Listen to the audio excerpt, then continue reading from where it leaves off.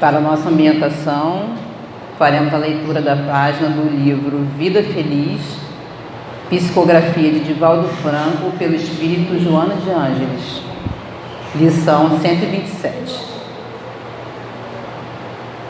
Não conduzas o ultraje que alguém te atirou, desmoronando o teu dia. Certamente há pessoas que não simpatizam contigo e até te detestam, mas isso não é surpresa, porque te ocorre o mesmo em relação a outras. Este é um problema que os corações pacificados resolvem com facilidade, nunca valorizando ofensas, nem se importando com elas. Há um grande número de pessoas gratas e afetuosas que te cercam, que não é justo te agastares com aquelas as que constituem exceção no teu caminho.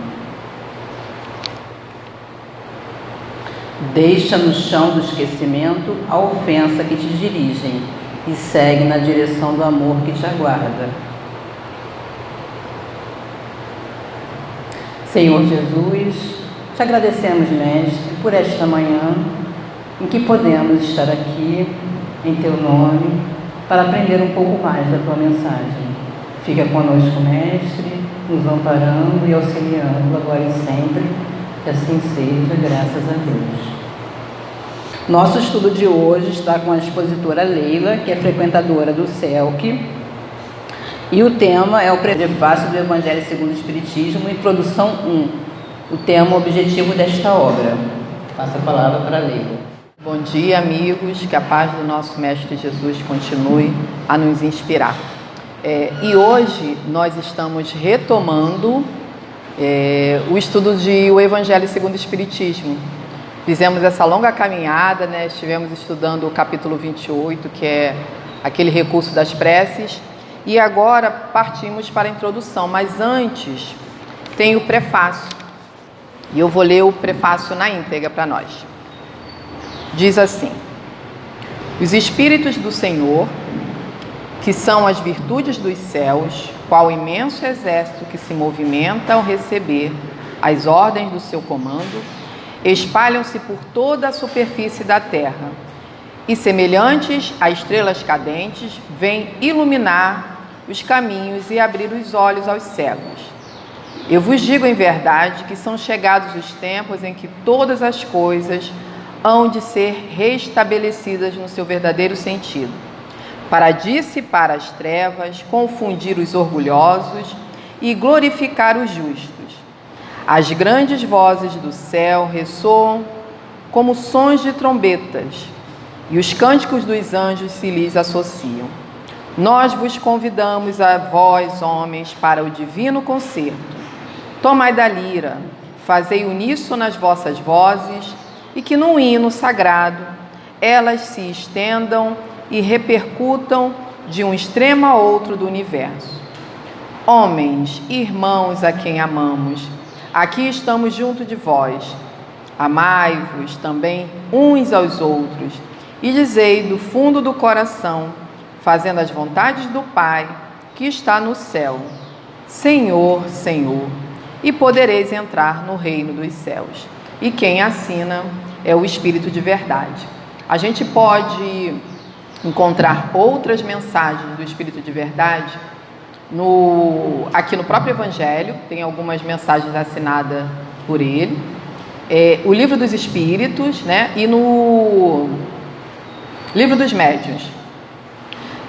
No Livro dos Espíritos, em Prolegômenos, né? Que é logo assim no iniciozinho, vem uma mensagem lá assinada por ele, toda a pleiade de espíritos que estão auxiliando a Kardec, são orientações para nós e para Kardec. Então dá uma lidinha e depois contem para nós quem vocês acham que é o Espírito de verdade, tá? Aí, depois desse prefácio, dessa mensagem de incentivo, né, em que aqui ele está exortando a gente a participar desse concerto. Que concerto é esse? Não é um concerto de torneira, não é um concerto da nossa porta, né? É um concerto musical. Ele está falando aqui de uma forma lírica, né? Para que a gente atue no trabalho do bem, para que a gente possa fazer do nosso planeta um planeta de fato de regeneração, um planeta já regenerado. Então, conta, além dos amigos espirituais, também do nosso apoio e do nosso auxílio, para nós mesmos e para o nosso próximo, né? Aí vem a introdução de O Evangelho segundo o Espiritismo. A introdução, ela tem várias partes, então a gente vai estudar hoje a primeira, que é o objetivo desta obra. Como o texto é um pouco grande, eu vou ler correntemente alguns parágrafos, a gente comenta um pouquinho e depois retoma. Aí vocês vão chegar à conclusão de qual é o objetivo desta obra, qual é o objetivo de O Evangelho segundo o Espiritismo. Então Kardec coloca assim para nós: podem dividir-se em 5 partes as matérias contidas nos Evangelhos: os atos comuns da vida do Cristo, os milagres, as predições, as palavras que foram tomadas pela Igreja para fundamento de seus dogmas e o ensino moral. As 4 primeiras, ou seja, os atos, né, as ações do Cristo, né, a vida dele enquanto aqui encarnado, os milagres que ele praticou, que a gente já estudou na doutrina espírita, que para nós parece milagre, mas pela envergadura do Espírito Jesus, né, aquele Espírito crístico que domina todas as leis da natureza, para ele era muito fácil fazer isso. Então, por isso que a gente acha que é milagre, porque a gente ainda não consegue realizar os feitos de Jesus. As predições, Jesus tinha, né, ele conseguia ver além do que estava aqui ao nosso alcance, e as palavras que a igreja, né, tomou para elas e usou como dogma da religião. E ele diz para a gente que a única que vai ser utilizada aqui, que tem objetivo nessa obra, é o ensino moral de Jesus, que é para a gente poder crescer, amadurecer espiritualmente e fazer a nossa reforma moral.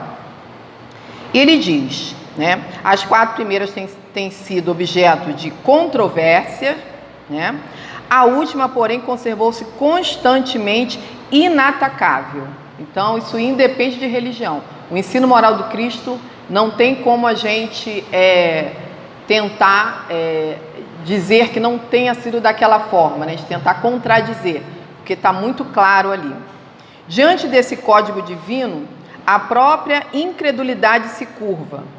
É terreno onde todos os cultos podem reunir-se, estandarte sob o qual podem todos colocar-se, quaisquer que sejam suas crenças, porquanto jamais ele constituiu matéria das disputas religiosas, que sempre e por toda parte se originaram das questões dogmáticas. Então, todo esse banho de sangue que a gente viu ao longo da nossa história não tem nada a ver com a moral do Cristo, aquele Cristo que nos ensinou a amarmos uns aos outros. O que aconteceu foi o orgulho e o egoísmo dos homens que pegou algumas palavras do Cristo e tomaram para si, né? Então, a gente quer, nós, né, na nossa inferioridade ainda, né, na nossa infância espiritual, a gente acha que o Cristo é nosso, quando na realidade o Cristo é de todos. E jamais o Cristo, Jesus, iria incitar alguém a tirar a vida física de ninguém, né? Então, era só a gente se aprofundar um pouquinho mais nas leis morais de Deus e nos ensinos do Cristo que a gente ia chegar a essa conclusão. E ele prossegue aqui, ó. Aliás, se o discutissem, nele teriam as seitas encontrado sua própria condenação, visto que, na maioria, elas se agarram mais à parte mística do que à parte moral, que exige de cada um a reforma de si mesmo. Então, como eu falei, né, Kardec está explicando aqui para a gente. Para os homens, em particular, constitui aquele código uma regra de proceder que abrange todas as circunstâncias da vida privada e da vida pública. O princípio básico de todas as relações sociais que se fundam na mais rigorosa justiça. É, finalmente e acima de tudo, o roteiro infalível para a felicidade vindoura, o levantamento de uma ponta do véu que nos oculta a vida futura. Essa parte é que será objeto exclusivo desta obra. Então ele fala aqui que esse código, né, esses ensinamentos que Jesus nos trouxe, daria para a gente ter como princípio de todas as nossas relações, seja no nosso ambiente do lar, seja na vida em sociedade. A gente ia trazer aqueles ensinamentos, né? Íamos nos recordar, e toda vez que a gente tivesse o ímpeto de agir mal, a gente ia lembrar, opa, não é isso que o Cristo quer de mim. Eu vou me esforçar e vou fazer da forma como eu vi no Evangelho.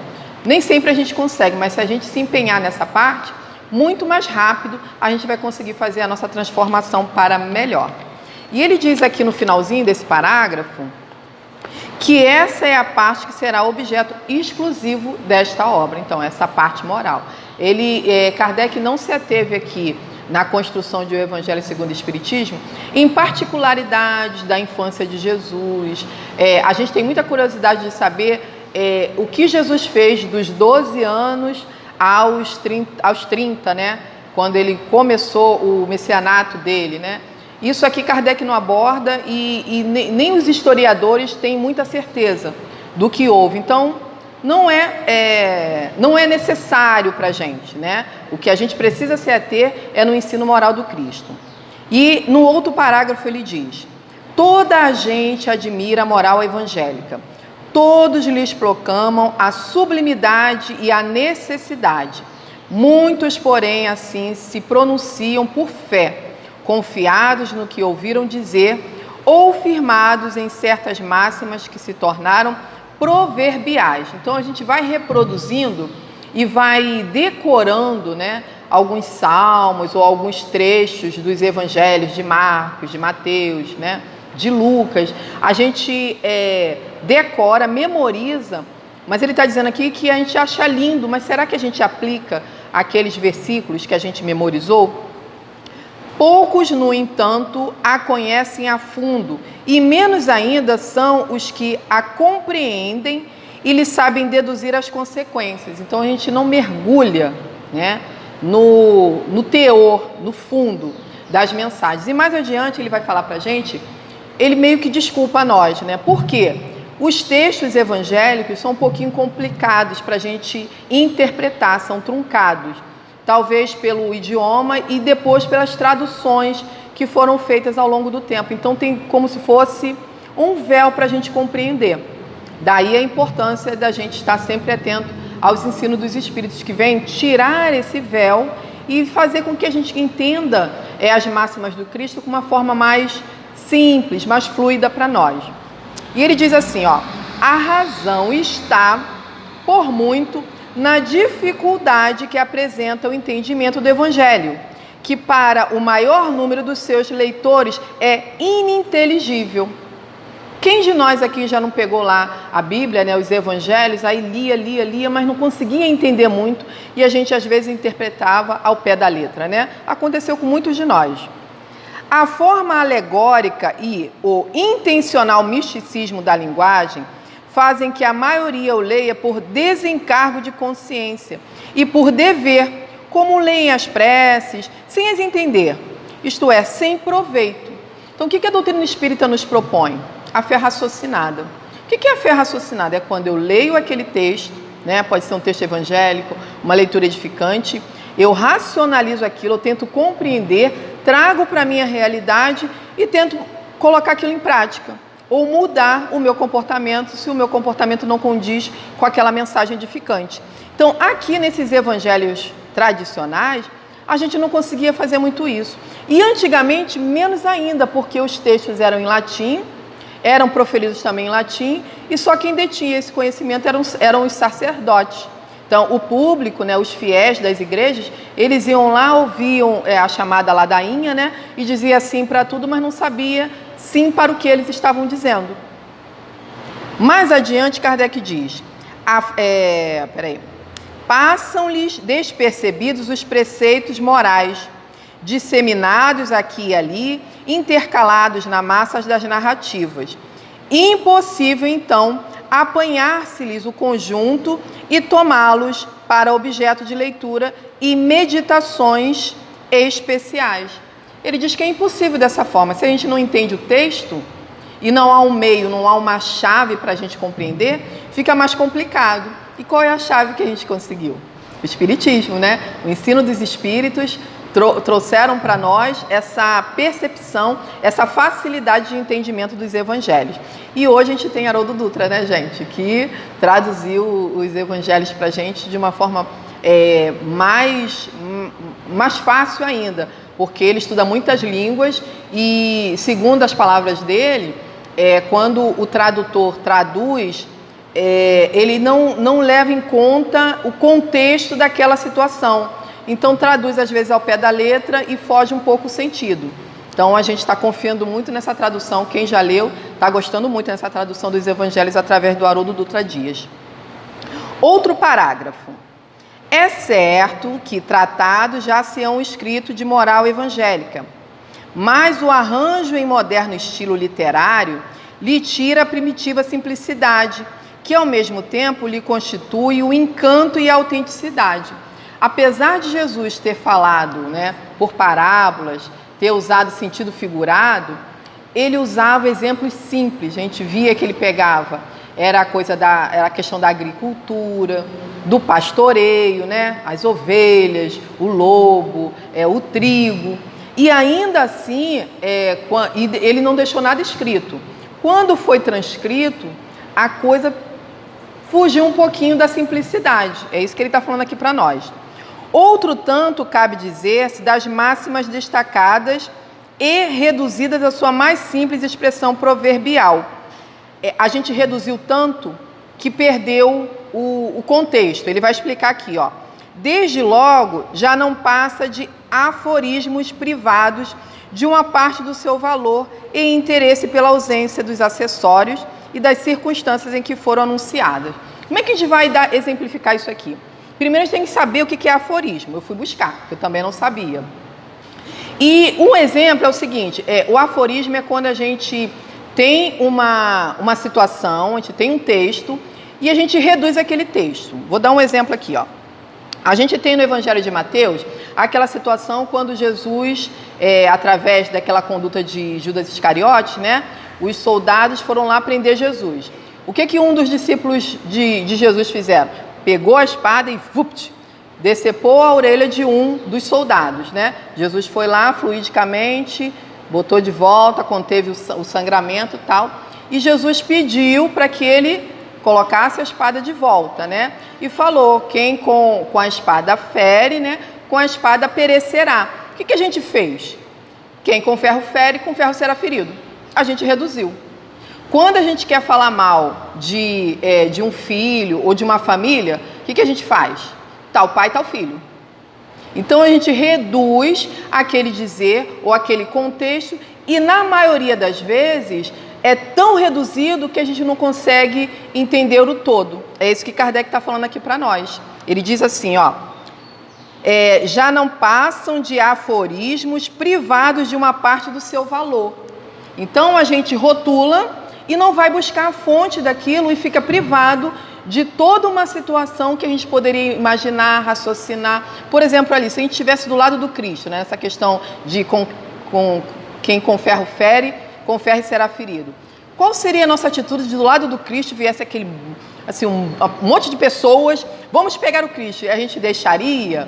A gente ia partir para o ataque? Então, quando a gente não vê o contexto, a gente não consegue se colocar na situação. É isso que ele quer dizer assim. Aqui, a gente perde, simplifica tanto, que não consegue raciocinar acerca do fundo, né, do que a mensagem traz. Outro parágrafo.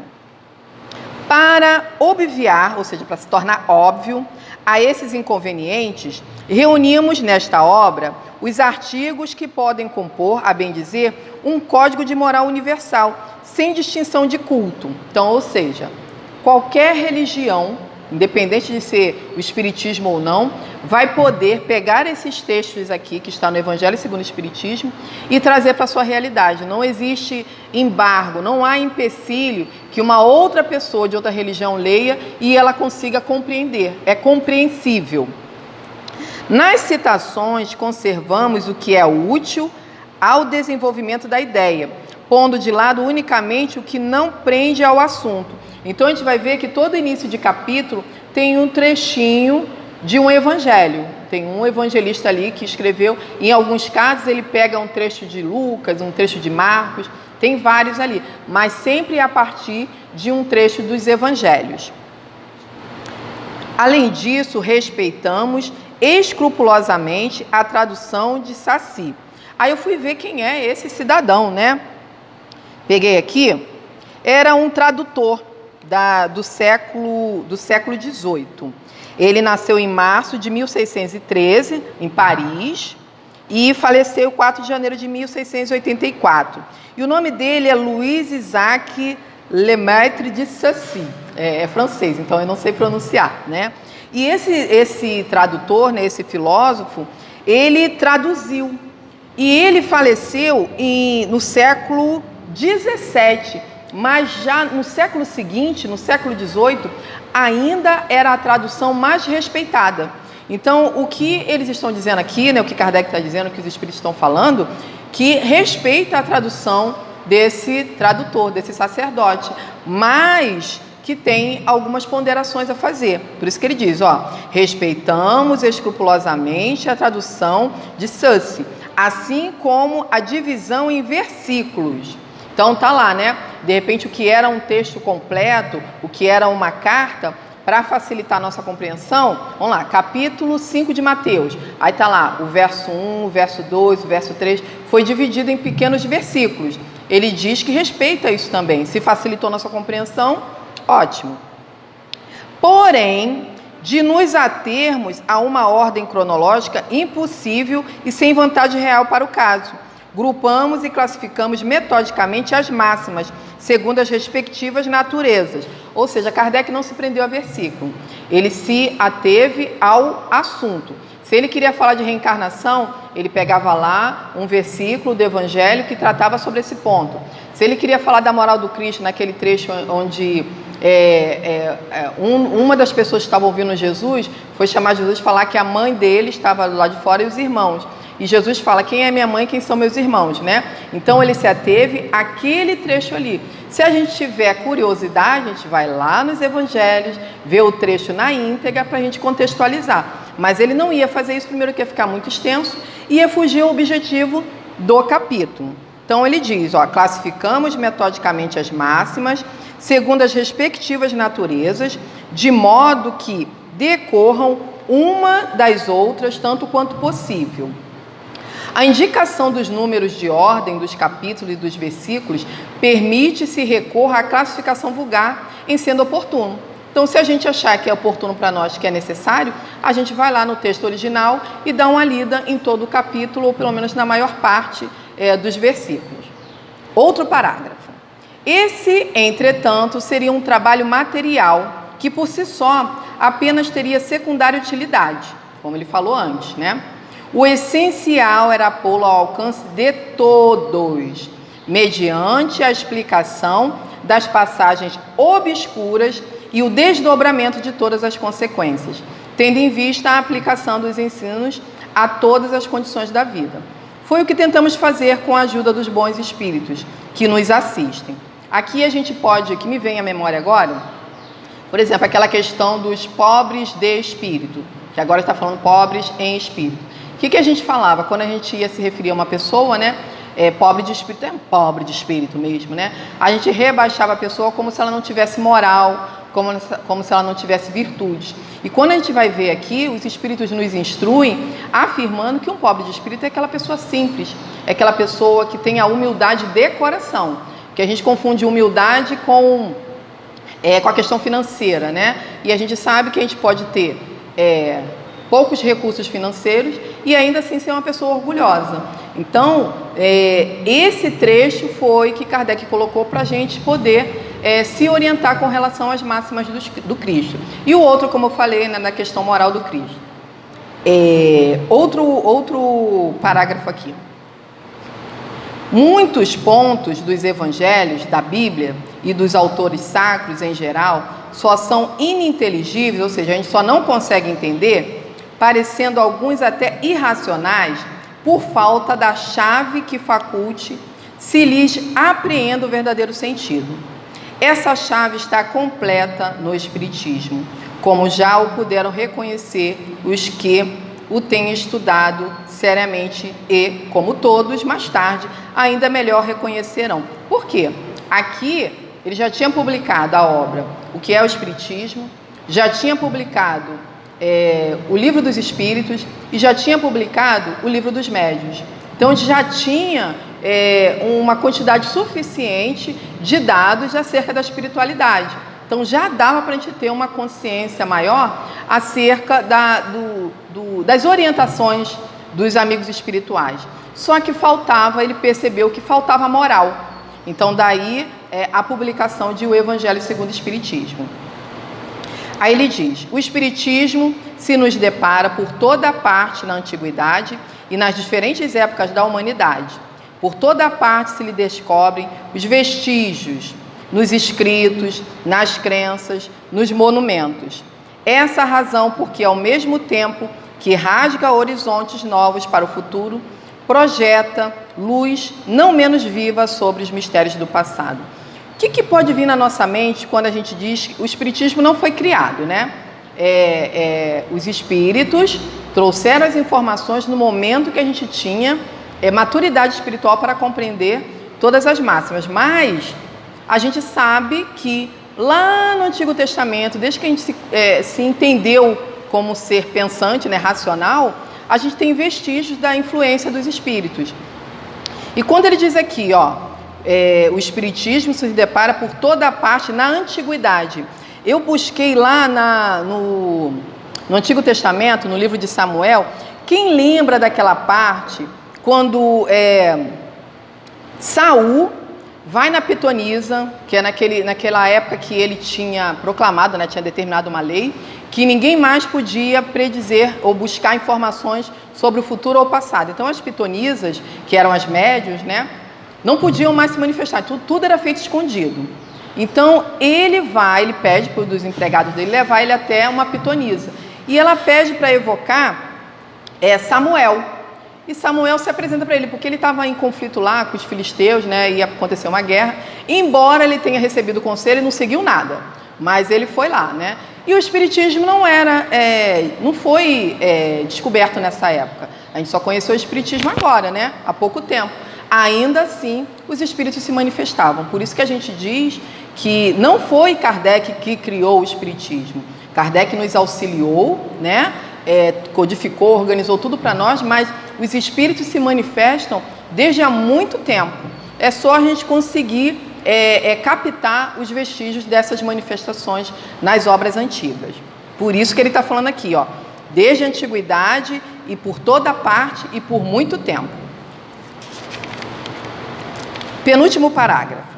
Como complemento de cada preceito, acrescentamos algumas instruções escolhidas dentre as que os espíritos ditaram em vários países e por diferentes médiuns. Se elas fossem tiradas de uma fonte única, houveram talvez sofrido uma influência pessoal ou a do meio, enquanto a diversidade de origens prova que os espíritos são indistintamente seus ensinos e que ninguém a esse respeito goza de qualquer privilégio. Ou seja, se Kardec tivesse ouvido a Mariazinha, né, ou só a Joana, então elas poderiam influenciar nessas orientações, mas ele acolheu toda a influência espiritual de médiuns sérios e de todos os pontos que chegavam. Então chegavam da América, chegavam da Europa, chegavam do Oriente, ele acolhia, fazia aquela triagem e assim foi codificada a doutrina. Tem uma nota aqui que eu não vou ler ela toda não, porque senão a gente vai usar muito tempo, mas ele diz assim, quanto aos médiuns de nomeá-los, então eles não, na obra não vem qual é o médium que trouxe tal ou tal mensagem, tá? No último parágrafo, esta obra é para uso de todos, como ele falou lá no início, né? Dela podem todos aurir os meios de conformar com a moral do Cristo o respectivo proceder, ou seja, o nosso procedimento pode sim ser de acordo com os ensinos morais do Cristo. Vai depender da nossa disposição e do nosso empenho e esforço. Aos espíritas, oferece aplicações que lhes concernem de modo especial. Por quê? Não é que a gente seja melhor. Nós estamos estudando as perguntas do Livro dos Espíritos, nós estudamos a Gênese, então sabemos lá, como eu falei aqui, por que não é milagre, a gente tem essas orientações. Então, para a gente fica mais facilitado. Mas isso não impede que outras pessoas de outras religiões, ou aquele até que não tenha religião, compreenda o que está escrito aqui. Graças às relações estabelecidas, doravante e permanentemente entre os homens e o mundo invisível, a lei evangélica que os próprios Espíritos ensinaram a todas as nações já não será letra morta, porque cada um a compreenderá e se verá incessantemente compelido a pô-la em prática. Se a gente não está compelido, não está com vontade de pôr em prática, está faltando ânimo aí da nossa parte, porque material para isso a gente tem. Pô-la em prática, aconselho de seus guias espirituais. As instruções que promanam dos espíritos são verdadeiramente as vozes do céu, que vêm esclarecer os homens e convidá-los à prática do Evangelho. Então nós temos os nossos guias espirituais, os nossos protetores, né? Os anjos da guarda. Temos aqueles espíritos amigos, os familiares que torcem por nós. Então temos um monte de amigos espirituais e os amigos encarnados que querem o nosso bem. Aqueles que já estão na pátria espiritual estão lá torcendo para que a gente consiga obter êxito na nossa atual encarnação, que é a nossa melhor versão. Então, como eu falei, a gente já sabe qual é o objetivo dessa obra. Tirar aquele véu, né, da incompreensão, fazer com que a gente compreenda o que a gente está lendo e daí a gente praticar os ensinamentos de Jesus e assim ter o nosso melhoramento e fazer a nossa reforma íntima, né? Aquele conhecimento da gente e colocar em prática no dia a dia. Para finalizar, agradeço a oportunidade e deixo aqui uma música, né? São chegados os tempos porque já está passando da hora para a gente colocar em prática, tá? Muita paz para todos nós, graças em Jesus, que assim seja.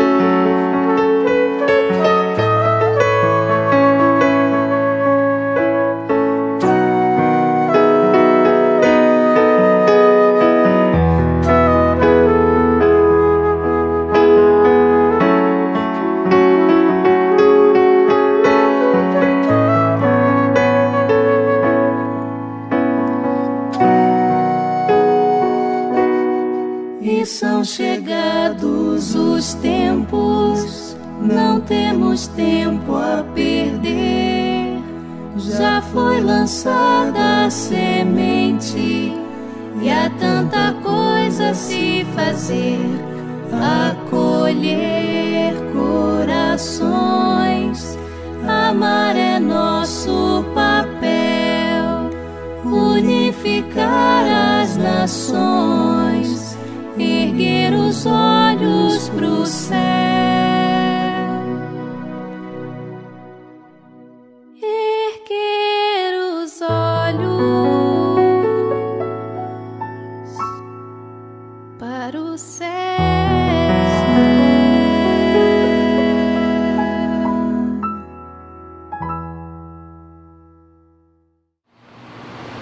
Nesse momento, elevamos o nosso pensamento a Deus, imaginamos do nosso lado nosso amigo protetor a nos auxiliar e possamos dizer assim: Jesus amado, Jesus querido, banha-nos com seu amor, tirando de nossos corações toda a mágoa, todo o ressentimento, toda a apreensão, todo aborrecimento, Senhor, para que a gente possa te abraçar, te envolver, Senhor, vestindo essa núpcia, essa veste das núpcias, de coração limpo, para podermos abraçar a Ti com muita alegria, com muita satisfação, da certeza de termos o Teu amparo, Jesus. Rogamos a Ti, ó Mestre, dá-nos força, coragem, alegria de viver, coragem para a gente enfrentar todas as nossas dificuldades, todos os nossos medos, todos os nossos receios.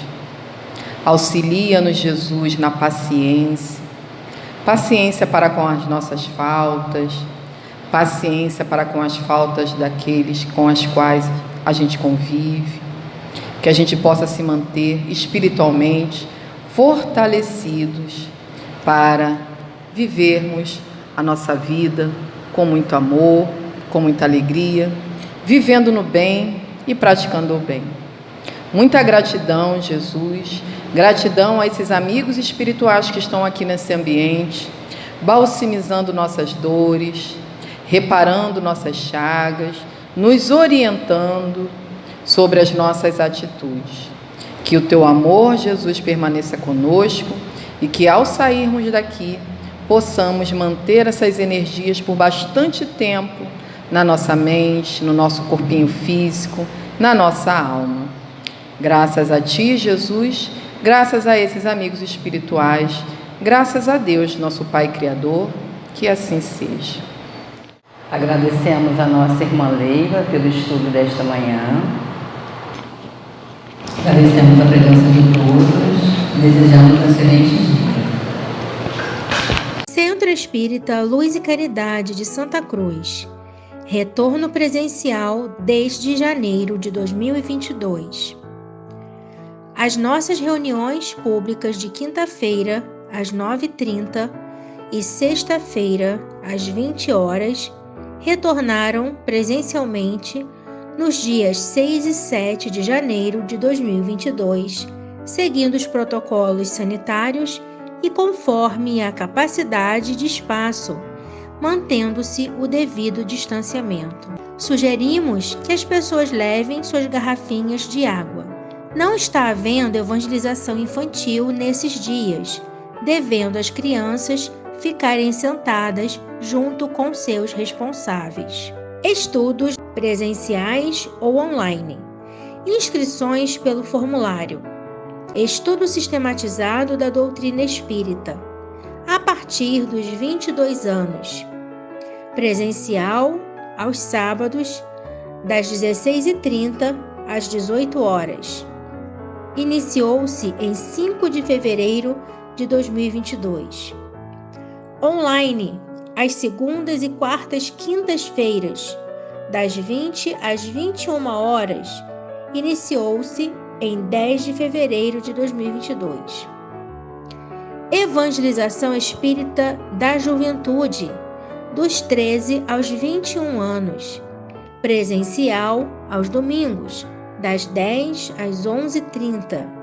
Iniciou-se em 6 de fevereiro de 2022. Evangelização Espírita da Infância e da Família, presencial para crianças de 3 a 12 anos, pais e responsáveis, aos domingos, das 10 às 11h30. Iniciou-se em 6 de março de 2022.